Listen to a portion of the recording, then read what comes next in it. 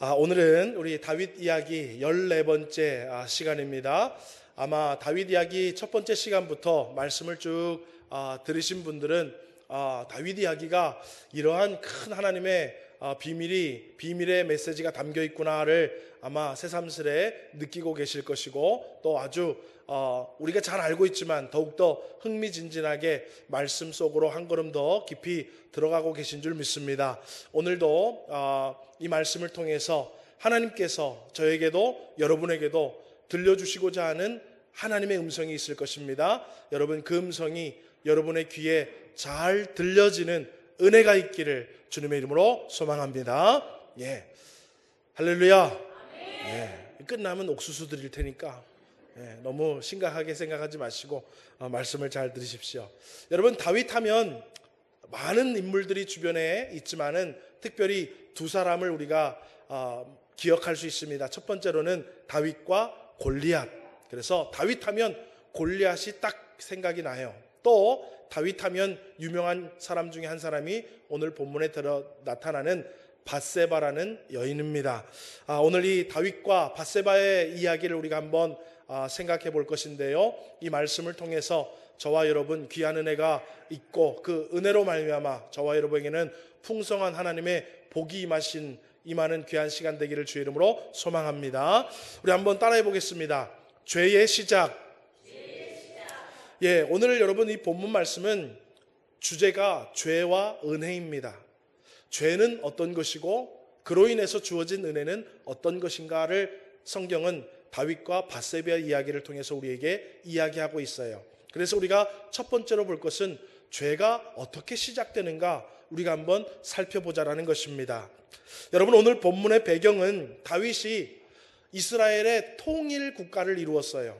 그리고 웬만한 정복 전쟁에는 다 승리를 거두고 이제 평탄한 태평천국 시대를 맞이하고 있었습니다. 그럼에도 불구하고 계속 크고 작은 전쟁은 계속되고 있었어요. 그리고 암몬이라는 나라하고 전쟁을 치르다가 요즘에는 요즘도 사실은 그렇지만은 그때 성경시대 당시에는 전쟁하기 힘든 계절이 돌아오면 전쟁을 잠깐 멈추었습니다. 그래서 겨울이 되면 먹을 것도 부족하고 날씨도 춥기 때문에 하던 전쟁을 서로 멈춥니다. 그러니까 휴전 상태가 되지요. 그리고 이제 겨울에 모든 기후가 따뜻해지기 시작하는 봄이 되면 멈췄던 전쟁을 다시 시작합니다. 그래서 오늘 본문에 보니까 그 해가 돌아와 라고 시작하죠. 그 해가 돌아왔다는 건 뭐예요? 다시 전쟁이 가능한 시간이 돌아왔다는 거예요. 따뜻한 봄이 되어서 전쟁을 치를 준비를 할 수 있는 시간이 되었다라는 거예요. 여러분, 그래서 암몬과의 잠시 멈추었던 전쟁이 다시 시작되는 그때가 오늘 사무엘하 11장의 배경입니다. 자, 그러면 오늘 1절을 뭐라고 시작하면서 우리에게 이야기를 하고 설명을 하고 있는지 우리 한번 1절을 함께 읽어보겠습니다. 시작.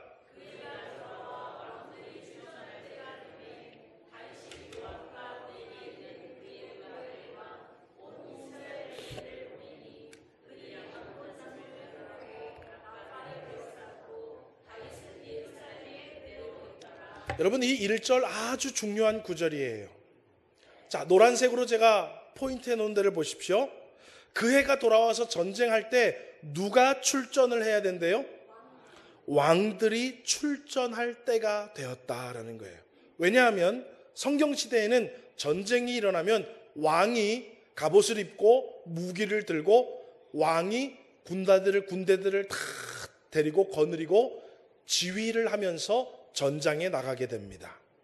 지금처럼 다 왕이나 사령관들은 뒤에서 어디 지하 벙커에 들어가서 뭐 해라 가르쳐 주는 게 아니라 제일 먼저 나가야 돼요. 그러니까 뭐예요? 그 해가 되어서 전쟁을 다시 시작할 때가 되어서 다윗이 어때요? 출정을 해야 될 때가 됐대요. 그런데 장군도 군사들도 다 출정을 했는데 맨 밑에 노란색 글씨 보세요. 다윗은 어떻게 했대요? 예루살렘에 그대로 있더라. 성경이 말해주는 거예요. 왕이 출전해야 될 때가 됐는데 다윗 왕은 예루살렘에 그대로 있더라. 자, 문제가 있습니까? 문제가 없습니까? 벌써 문제가 있기 시작하는 거예요, 여러분. 여러분, 왕들이 출전할 때가 되었음에도 불구하고 다윗은 출전하지 않고 예루살렘에 그대로 있었다라는 거예요. 여러분, 죄는 언제 시작되냐 하면 자신이 있어야 할 곳에 있지 않을 때부터, 내가 해야 할 일을 하지 않을 때부터 뭐가 시작된다고요? 죄가 시작이 되는 거예요. 쉽게 말하면 성도가 주일날 있어야 할 곳에 있지 않을 때부터 뭐가 시작된다고요? 죄가 시작되는 거예요.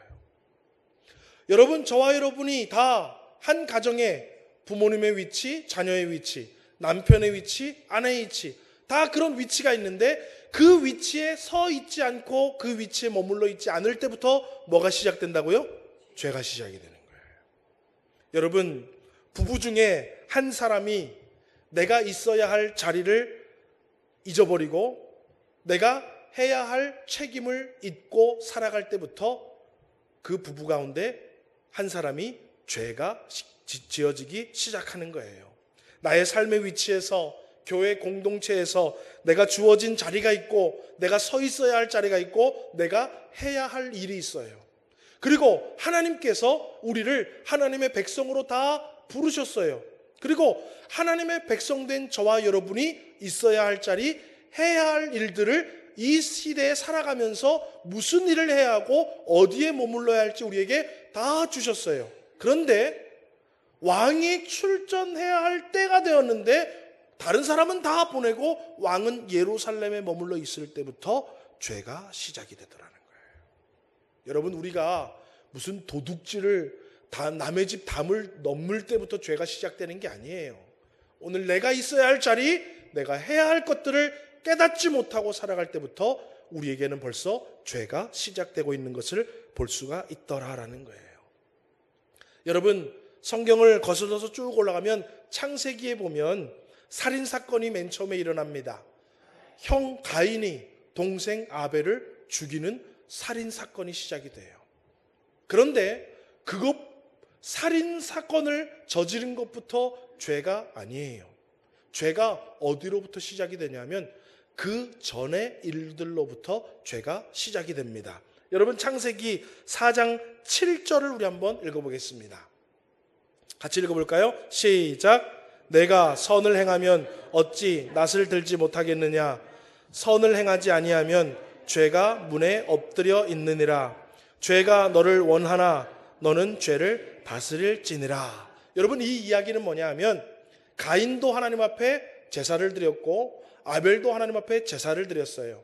그런데 여러분, 하나님 앞에 제사를 드리면 하나님이 내 제사를 받았다 안 받았다를 어떻게 알 수 있냐면 하나님 앞에 제사를 드리면 하나님께서 임재하셔서 알려주셔요. 그러니까 어떻게 보면 제사를 드릴 때 연기가 하늘로 쫙 올라가는 모습을 통해서 하나님이 이 제사를 받으셨구나를 알 수도 있고, 아니면 창세기나 출애굽기에 나온 것처럼 구름이 임하여서, 아니면 주님의 음성을 통하여서 하나님, 하여튼 어떤 방식으로든 하나님이 나타나셔서 이 제사를 내가 기뻐 받았다라는 것을 제사 드리는 사람이 알도록 하셨습니다. 그런데 가인은 어때요?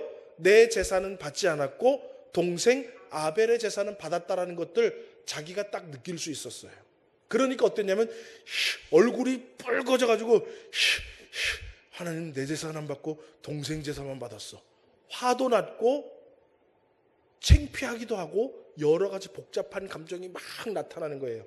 그러니까 하나님이 말하는 거예요. 야, 네가 선을 행하면 어찌 낯을 얼굴을 들지 못하겠느냐라고 얘기하는 거예요. 그러면 선을 행했다라는 거예요. 선을 행하지 아니하면이라고 돼 있어요. 그러면 가인이 행해야 했던 선은 뭐예요? 하나님 앞에 감사함으로 제사를 드리는 거예요.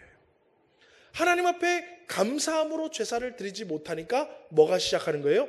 죄가 시작돼서 씩씩거리기 시작하고 얼굴이 울긋불기 시작하고 그때부터 동생이 미워지기 시작하고 꼴보기 싫고 어때요? 사라졌으면 좋겠고 죄가 시작이 되는 거예요. 그러니까 성경이 말하는 거예요. 선을 행하지 아니하면 뭐가 문 앞에 엎드려 있대요? 죄가 문 앞에 엎드려 있대요. 우리가 해야 할 일, 내가 있어야 할 곳, 나에게 주어진 사명을 잊어버린 채로 살아가기 시작하고 문을 열고 딱 나가자마자 뭐가 있다는 거예요? 죄가 문 앞에서 내 발목을 탁 잡기 시작한다는 거예요. 여러분, 오늘 저와 여러분요, 우리가 하나님 죄 안 짓고 살아가게 하옵소서, 죄를 멀리하는 사람을 살게 하옵소서. 그 의미는 뭐냐면 하나님, 성도로서 바르게 살아가게 하여 주옵소서. 남편으로서 그 자리에 그 위치에 잘 있게 하여 주옵소서. 아내로서 부모님으로서 자녀로서 나에게 맡겨진 사명을 잘 감당케 하옵소서. 내가 이 땅 살아가면서 영적인 사명도 있고 육적인 사명도 있고 영적으로 있어야 할 곳이 있고 육적으로 있어야 할 곳이 있는데 그곳에 잘 있게 하여 주옵소서라는 의미와 똑같은 거예요. 저와 여러분, 이 땅 살아가면서요, 내가 아는 만큼만 해도 충분합니다. 여러분, 성도로서 어떻게 살아가야 하는지 아는 만큼 여러분 그 자리에 머무르시고 그 일을 행하시기를 주님의 이름으로 소망합니다. 아는데도, 어디에 있어야 하는지 아는데도, 무엇을 해야 하지 아는데도 그 자리에 있지 않으면 그때부터 죄는 문 앞에 엎드려서 내 발목을 잡기 시작한다는 것, 우리 기억할 수 있는 은혜가 있기를 주의 이름으로 소망합니다. 자, 그러면 두 번째로 우리가 할 것은 따라해 보겠습니다. 죄의 실체. 여러분, 죄가 딱 시작이 되면 어떤 모습을 가지고 우리를 삼켜버리는지 죄의 실체에 대해서 우리가 한번 보기를 원합니다. 여러분, 다윗이 전쟁터에 나가야 되는데 다른 사람들은 다 보내고 자기는 나가지를 않아요. 자, 그리고 문 앞에 죄가 엎드려 있다가 나가지를 않으니까 죄가 다윗의 발목을 확 잡아버리죠. 그래서 오늘 본문이 시작이 됩니다. 저녁 때에 왕궁에 올라가서 저녁 때 여러 군데 바람도 쐬면서 거닐다가 보니까 어때요? 저쪽에 한 여인이 목욕을 하고 있는 거예요. 그 여인의 몸을 보고 아이고, 내가 좀 품고 싶다, 내가 좀 데리고 있고 싶다라는 욕이 올라온 거예요. 자기의 욕구가 올라온 거예요. 그러니까 어떻습니까? 다른 사람 보고, 야, 저 여인이 누구냐 알아봐요. 그러니까 그 여인이 말해, 그 사람이 말해요. 아니, 저 여인은 아무개 딸이고 우리아라는 사람의 아내입니다. 자, 그 보고는 뭐예요? 그냥 왕이 데려올 수 있는 처녀가 아니라는 거예요. 그런데 다윗은 뭐라 그래요? 그렇게 상세하게 말했음에도 불구하고 어때요? 데리고 와라. 그래서 어때요? 잠자리를 같이 하고, 더 나쁜 건 뭐냐면 또 돌려보냅니다. 잠자리를 하고 돌려보내요. 그런데 얼마 후에 이 여인이 왕에게 전가를 보냈는데 무슨 전가를 보냈냐면 임신했다라는 거예요. 아이, 그러니까 다윗이 깜짝 놀랐어요. 아이고, 야, 이거 자칫 잘못하면 큰일 나겠는데 내가 남의 여인에게 임신을 하게 했구나. 어떻게 하면 좋지? 그 죄를 덮으려고 또 생각을 해내기 시작합니다. 그래서 뭐예요? 야, 그러면 남편을 빨리 데리고 와서 남편하고 동침하게 만들어야 되겠다. 그래서 나중에 아이를 낳으면 당연히 우리아의 아내인 줄 여기고 이 문제가 넘어가게 되지 않겠냐. 그래서 어때요? 전장에 있는 우리아를 빨리 데리고 오라고 얘기합니다. 그리고 뭐예요? 명령을 내리죠. 야, 너 수고했다, 고생했다, 너 집에 들어가서 여인과 너 사랑하는 아내를 품어주고 너 좀 쉬어라 라고 얘기를 해요. 그런데 이 우리아가요, 너무 충직해서 어때요? 야, 언약궤도 전쟁에 나가 있고 내 동료들도 지금 다 전쟁에 나가 있고 그렇게 있는데 내가 어떻게 우리 집에 들어가서 편히 쉬고 내 아내와 함께 그렇게 있을 수 있는가? 절대로 그럴 수 없지. 그래서 어때요? 왕궁의 문 앞에서 동료 군사들과 함께 거기서 쪽잠을 그냥 잡니다. 아, 그런데 그 이야기를 들으니까 다윗이요, 내 계획이 지금 잘못되고 있는 거예요. 그래서 우리아를 불렀죠. 야, 우리아야, 너 집에 가서 쉬라니까 왜 왕궁 그 문 앞에서 다른 사람들과 그렇게 자니? 그러니까 말하죠. 내가 맹세하는데 다 전쟁하고 있는데 내가 혼자 그럴 수 없습니다 라고 얘기해요. 그래? 알았어. 그러면 하루만 더 예루살렘에 머물렀다가 다시 전쟁터로 가라 그러면서 그날 밤에 어때요? 잔치를 베풀고 포도주를 아주 많이 마시게 합니다. 그러면 어때요? 그러면 이제 집에 갈까 봐. 그렇게 했는데도 불구하고 어때요? 집에 돌아가질 않죠. 그리고 전장으로 갑니다. 그럴 때 어때요? 편지를 하나 써서 딱 밀봉해가지고 이거 전쟁터에 있는 요압 장군에게 전달해라 라고 우리아에게 보냅니다. 그리고 우리아는 그 편지 내용이 무엇인지도 모르고 가지고 가서 요압 장군에게 주지요. 그런데 요압 장군이 읽어보니까 뭐예요? 간단히 말하면 전쟁터 맨 앞에 우리아를 세워라. 그리고 너희들은 살짝 뒤로 물러나서 우리아가 죽도록 만들으라는 거예요. 여러분, 살인 교사를 하고 있는 거예요 지금. 그리고 얼마 후에 답신이 오지요. 우리아가 전쟁터에 나가서 죽었습니다. 그러니까 다윗이 어떻게 합니까?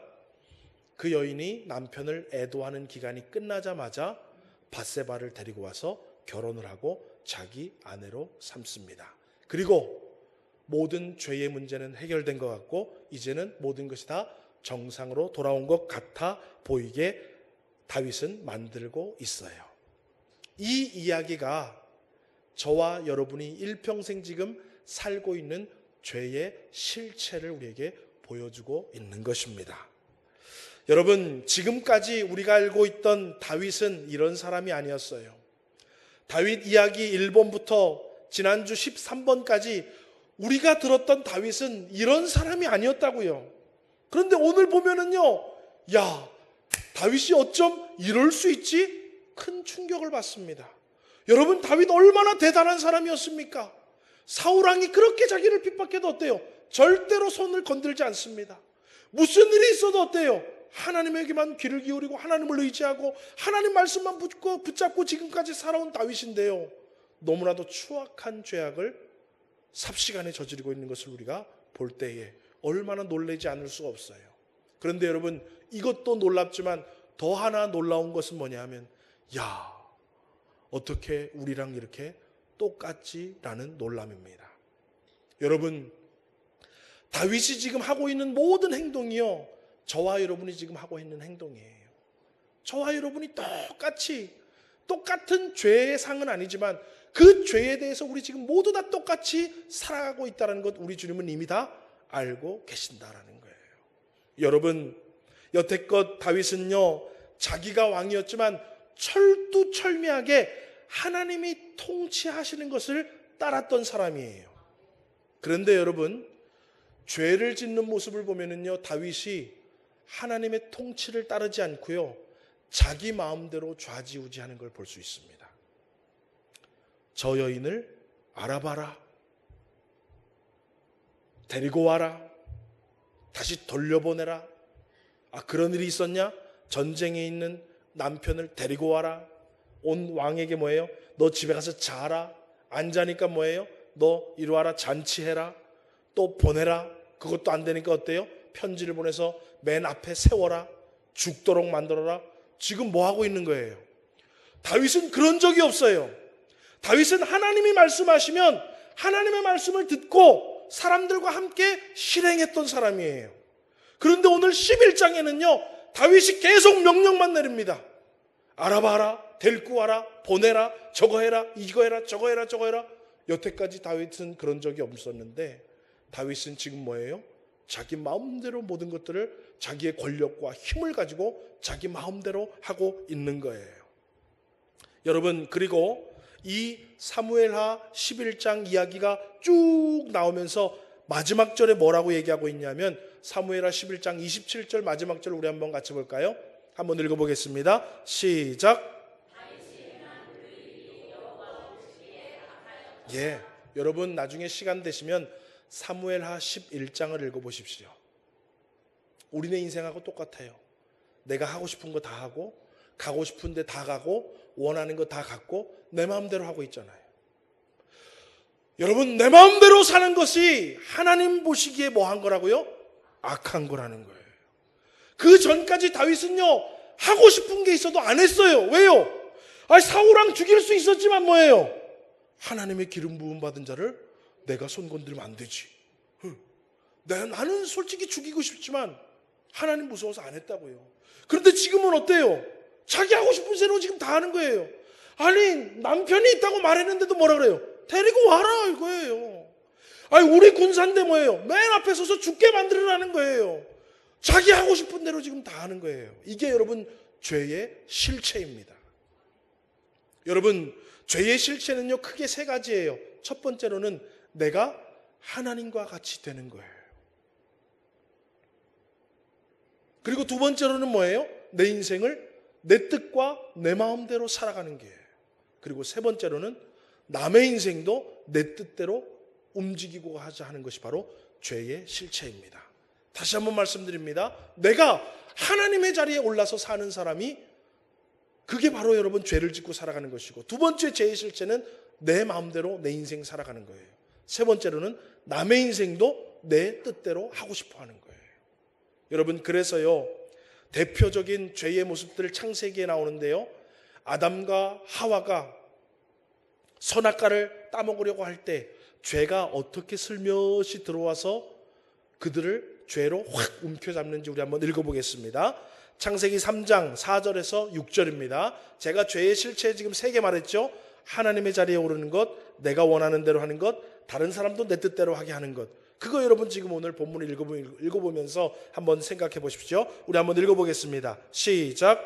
뱀이 여자에게 이르되 너희가 결코 죽지 아니하리라. 너희가 그것을 먹는 날에는 너희 눈이 밝아져 하나님과 같이 되어 선악을 알 줄 하나님이 아심이니라. 여자가 그 나무를 본즉 먹음직도 하고 보암직도 하고 지혜롭게 할 만큼 탐스럽기도 한 나무인지라. 여자가 그 열매를 따먹고 자기와 함께 있는 남편에게도 주매 그도 먹은지라. 세 개가 다 나오죠.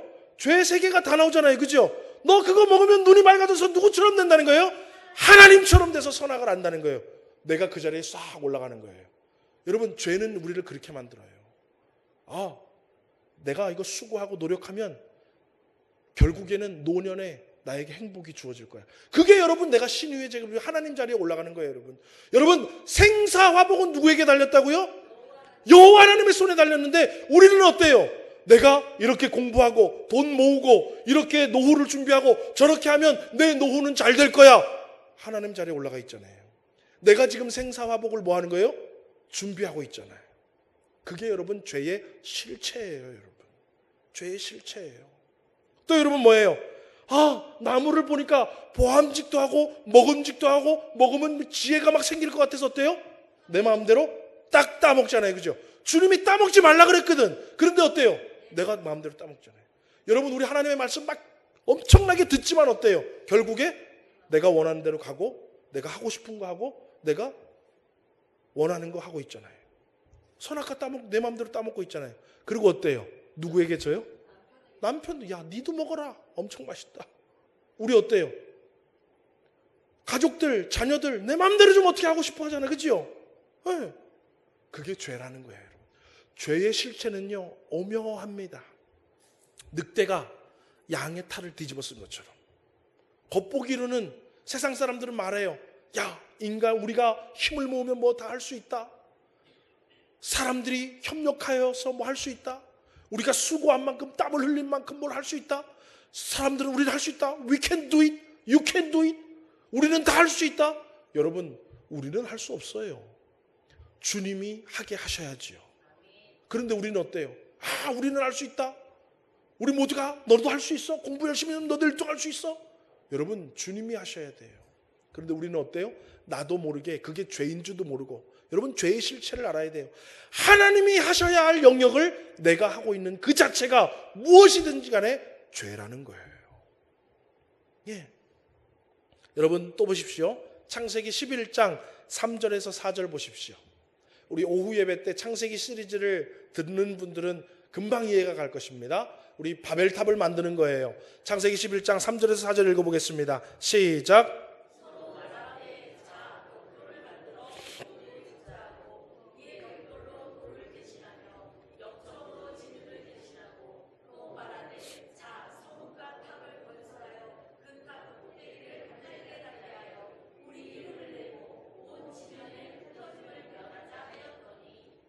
뭐예요? 지극히 우리의 힘으로 다 할 수 있다는 거예요. 야, 하나님이 계신 하늘에 야 우리 힘으로 탑 쌓으면 하늘에 닿을 수도 있어. 그리고 이름을 그렇게 낼 수도 있어. 그리고 야, 우리끼리 쫙 모여가지고 힘을 합해서 우리끼리 흩어짐을 면하고 살자. 우리 주님은 뭐라 그래요? 생육하고 번성하라 그랬는데 어때요? 정반대. 우리끼리 야, 할 수 있다. We can do it. 우리 할 수 있어. 우리 힘을 모으면 할 수 있어. 그러니까 주님이 어때요? 언어를 흩어져 버리시죠.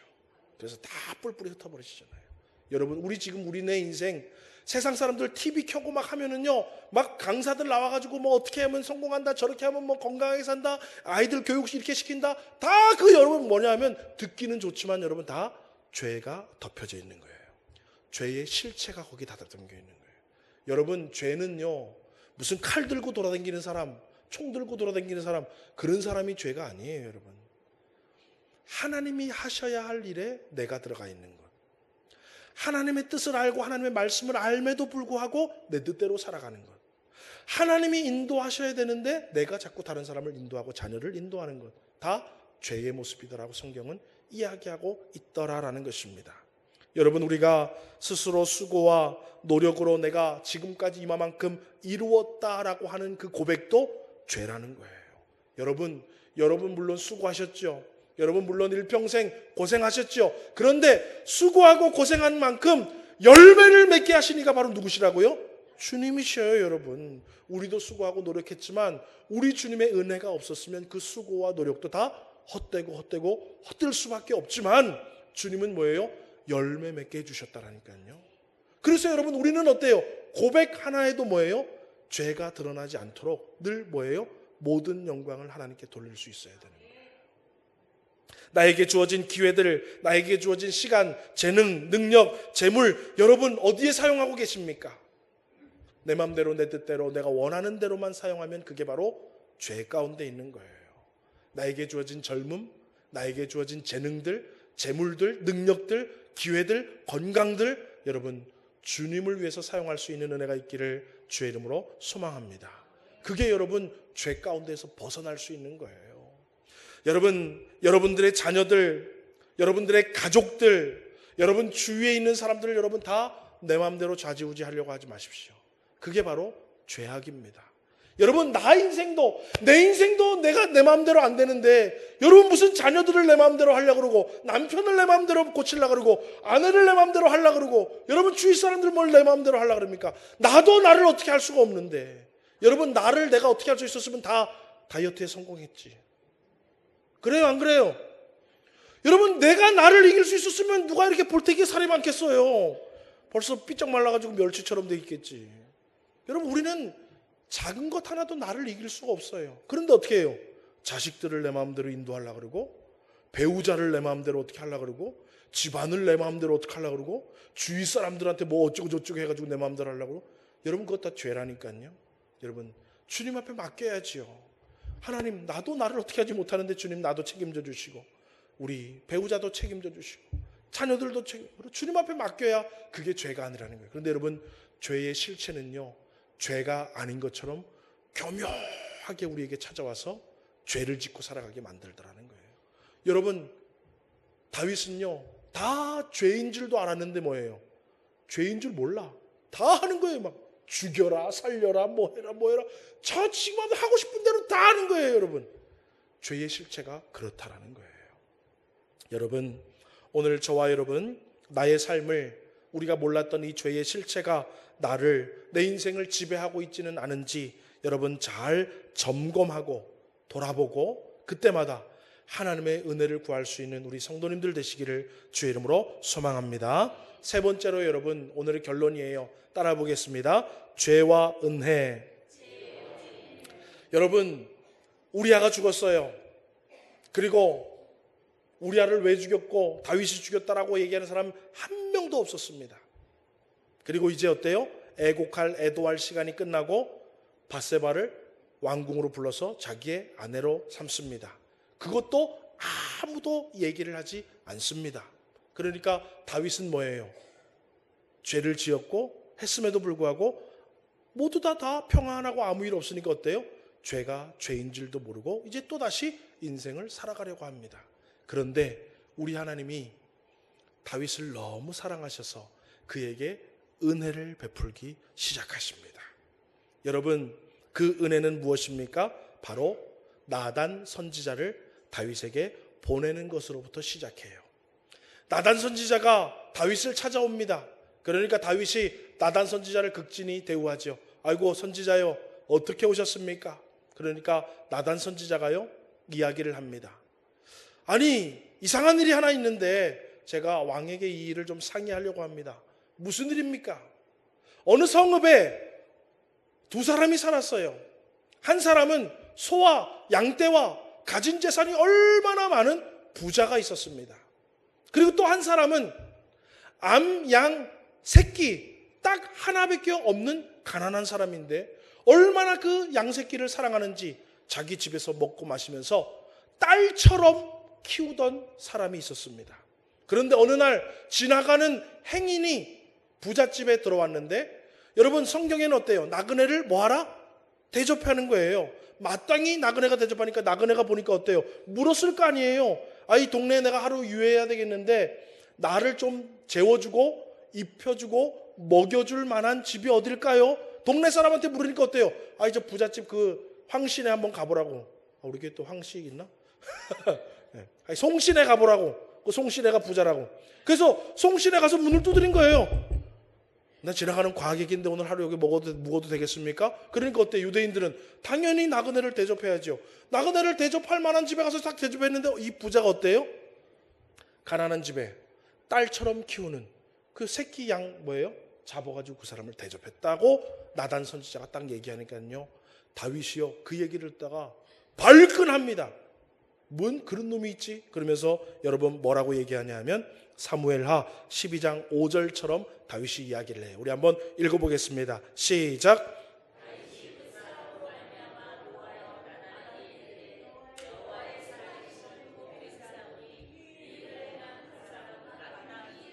예, 다윗 봐요. 아니 그 송씨 내가 당장에 죽여버려야지. 어디 그런 일을. 여러분 이것을 이제 현대 오늘날의 모습으로 좀 각색해서 변형시키겠습니다. 오늘 저와 여러분이 저도 그렇고 여러분도 그렇고 말로 표현할 수 없고 누가 알까봐 창피하고 부끄러운 수악한 죄를 우리가 짓고 있지만 그 누구도 우리 죄를 지적하지 않고 그 누구도 나를 잡아가지 않고 하나님도 잠잠히 계시고 여태까지 어제도 그랬고 오늘도 그렇고 내일도 그렇고 지금 아무 일 없었다는 듯이 우리 편안하게 살아가고 있습니다. 그런데 예배 시간이 되어서 오늘 왔는데 송성성 목사라는 사람이 딱 와가지고 여러분들에게 하나님의 말씀을 전합니다. 하나님의 말씀을 오늘 전하니까 여러분들은 어때요? 그 이야기를 들으면서 야, 이 부자 뭐 그런 놈이 있어. 아이고 그 가난한 사람 딸처럼 그 키웠는데 얼마나 안타까울까. 너무 안 됐다. 아유 그 부자는 벌을 받아도 마땅해 하면서 여러분들 설교를 들으면서 한편으로는 아유 동정심에 고개를 절레절레 흔들고 한편으로는 그 부자는 죽여야 돼. 고개를 까딱까딱거리면서 야 그래도 나는 그 부자처럼 나쁜 놈은 아니구나 라는 어때요? 종교적인 위안을 받으면서 또 종교적인 책망도 가하면서 우리는 은혜 받았다라고 생각을 하고 있어요. 그런데 여러분 그 설교가 끝난 다음에 나단 선지자는 뭐라고 얘기하는 거 보니까 사무엘하 12장 7절처럼 이야기합니다. 우리 한번 읽어보겠습니다. 시작. 나단이 다윗에게 이르되 당신이 그 사람이라. 여러분 우리 주님은 매주 이 서문교회라는 곳에 다윗과 같은 죄인들이 저와 여러분이 앉아 있는데 나단 선지자를 보내셔서 우리에게 하나님의 말씀을 주십니다. 그럴 때마다 우리는 어떻게 해야 되냐면 아, 그 사람이 나구나라고 깨달아야 할 줄 믿습니다. 아유 뭐 그런 사람이 있어. 그래 이 시대에 그렇게 나쁜 놈들이 있대. 아이고 이 시대에 그렇게 사명 감당 못하는 놈들. 아유 우리 교회 그 있잖아 그 송집사라고 또 여러분 절대로 설교는 그렇게 들어서는 안 되는 거예요. 오늘 나단 선지자가 말하지요. 다윗에게 이르되 당신이 그 사람이라. 여러분 설교를 들을 때 아 오늘 그 죄인이 나구나. 아 오늘 그 설교 들어야 할 사람이 나구나. 아 오늘 주님이 나에게 지금 얘기하고 계시는구나로 들으시기를 주님의 이름으로 축원합니다. 그게 여러분 은혜 받는 거예요. 동정이 돼서 고개를 끄덕이고 아유 그런 건 절대 안 돼. 고개를 까딱까딱거리고 내가 아멘으로 그 얘기 잘 듣고 이해했다고 은혜 받는 게 아니라 은혜는 누가 받는 거냐 하면 내가 그 죄인이구나라고 깨닫는 사람이 은혜 받은 사람인 줄 믿으시기를 주의 이름으로 소망합니다. 그리고 당신이 죄인이라는 말을 하기 위해서 주님은 오늘 이 아침에 설교의 말씀을 선포하고 계시는 거예요. 여러분, 오늘날 많은 그리스도인, 저를 비롯해서 많은 그리스도인들이 성경을 읽으면서 하나님의 말씀을 들으면서 내가 죄인이라는 것을 잘 깨닫지를 못해요. 제3자의 위치에서 설교를 들으면서 그냥 고개만 절레절레 흔들고 깨닫기만 하면서 아유 나쁜 놈들 많다, 아유 나는 그 정도 나쁜 놈이 아니라서 참 감사하다 라고 생각하면서 은혜 받고 산다고 여러분 착각하고 있는 사람이 많이 있습니다. 그런데 여러분 참 은혜는 뭐냐 하면 내가 죄인이다라고 고백하는 사람이 바로 참 은혜 받은 사람이라는 거예요. 여러분, 왜 다윗은 이렇게 치밀하고도 용서받지 못할 죄를 범했음에도 불구하고 하나님 마음에 합한 사람이라고 여러분 평가를 받았을까요? 왜 이렇게 치밀한 죄악을 엄청나게 저지르고 나서도 왜 하나님은 다윗이 내 마음에 합한 자라고 얘기했냐 이 말이에요. 여러분 사무엘하 12장 7절과 31절 우리 한번 다시 읽어보겠습니다. 함께 읽습니다. 시작. 나단이 다윗에게 이르되 당신이 그 사람이라. 다윗이 나단에게 이르되 내가 여호와께 죄를 범하였노라 하매. 이것이 하나님의 은혜라는 거예요. 설교 말씀을 들을 때 아유 목사님 오늘 왜 나보고만 저렇게 얘기하지? 오늘 목사님 왜 나한테 저렇게 얘기하지? 라고 깨우쳐지실 때 아멘! 하나님 내가 죄인입니다. 내가 가장 겸손하지 못했고 교만했군요. 내가 열심을 품지 못했군요. 내가 그렇게 사람들 판단하고 지적하고 그렇게 했군요 라고 하면서 내가 여호와께 죄를 범하였나이다 라고 하는 사람이 여호와의 마음에 합한 사람인 줄 믿으시기를 주님의 이름으로 축원합니다.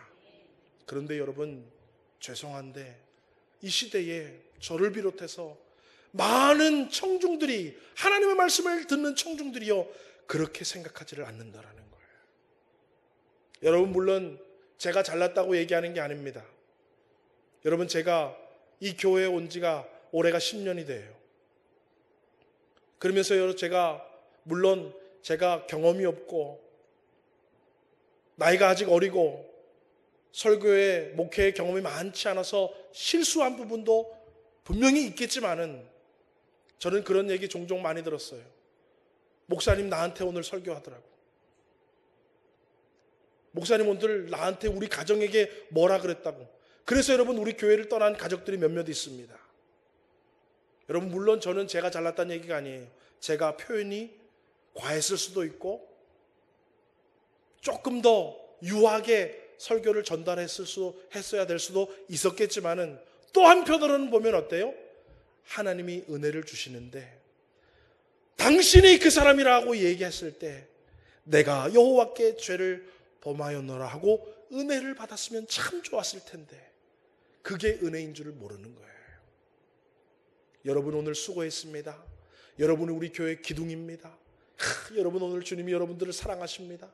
여러분 그러면 우리 어때요? 아멘 아멘 은혜 받고 눈물 막 흘리면서 아유 오늘 우리 목사님이 나를 위로해 주시고 얼마나 은혜가 됐는지. 여러분 그게 은혜가 아니라니까요. 당신이 죄인이다 라고 얘기할 때 주여 내가 주님 앞에 죄를 범했습니다 라고 고백하는 사람이 은혜 받은 사람이요 그 은혜가 저와 여러분에게 날마다 우리 교회에 넘치기를 주님의 이름으로 축원합니다. 여러분 그 은혜가 있어야 되는 거예요. 여러분 왜입니까? 왜 그게 은혜입니까? 마가복음 2장 17절에 예수님이 이렇게 말씀하셨어요. 우리 한번 읽어보겠습니다. 시작.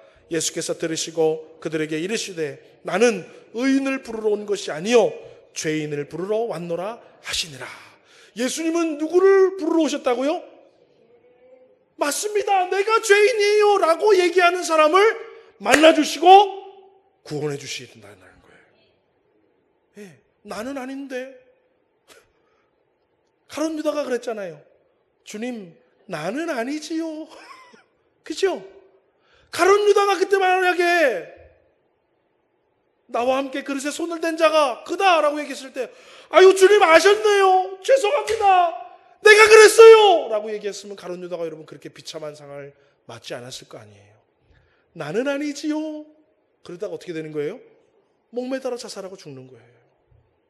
여러분 우리 설교 들으면서 나는 아니지요. 저 집사지요. 저 권사 얘기지요. 그 사람은 여러분 절대로 은혜 받은 사람이 아닙니다. 은혜 받은 사람은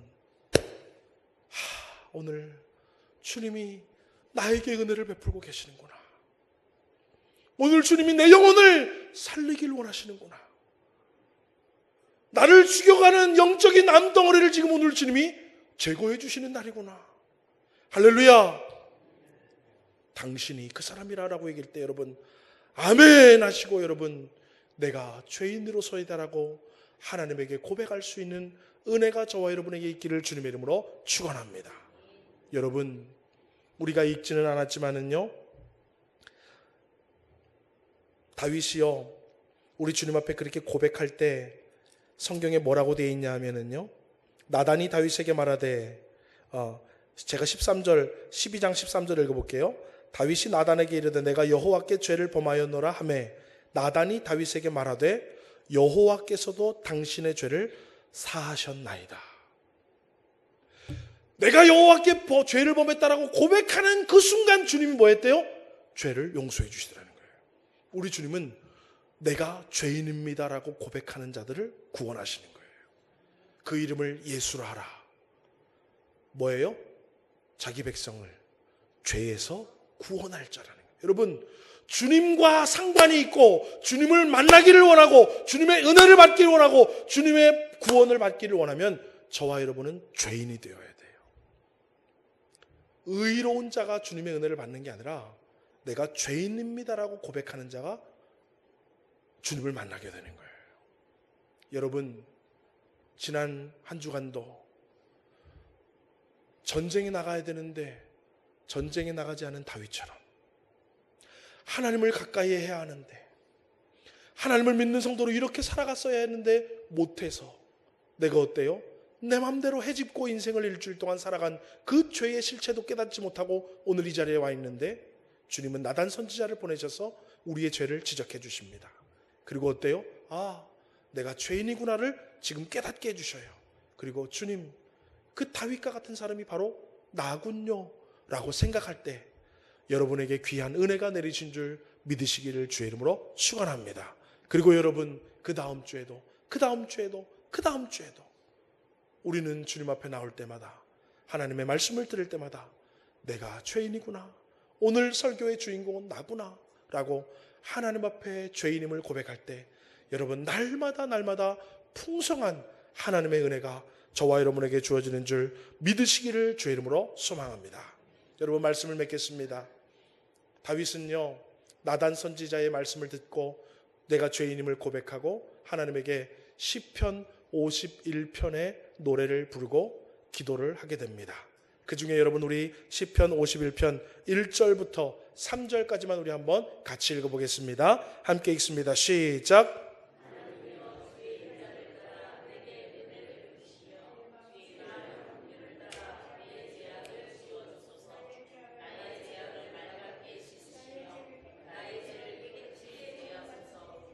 물은 나를 내 죄가를 아오니 내 죄가 항상 내 앞에 있나이다. 여러분 시편 51편에 여러분 뭘 붙여놓으시든지 성경책 책갈피로 이렇게 해놓으시든지 여러분 교회 나올 때마다 주일날 교회 나올 때마다 여러분 시편 51편을 한번 읽으십시오. 시편 51편을 한 편 읽고 하나님 오늘도 이 죄인이 하나님의 은혜를 구하러 주님 앞에 나왔습니다. 하나님 오늘도 나를 불쌍히 여겨주시고 내가 죄인입니다. 내가 오늘 은혜 받아야 할 자입니다. 하나님 오늘 이 예배 가운데에도 다윗에게 은혜를 주셨던 것처럼 하나님의 말씀을 통하여 나에게 은혜를 달라고 여러분 주님 앞에 나올 때마다 이 시편 51편을 읽고 묵상함으로 여러분 하나님의 큰 은혜를 받아 누릴 수 있는 우리 서문교회 성도님들 되시기를 주의 이름으로 소망합니다.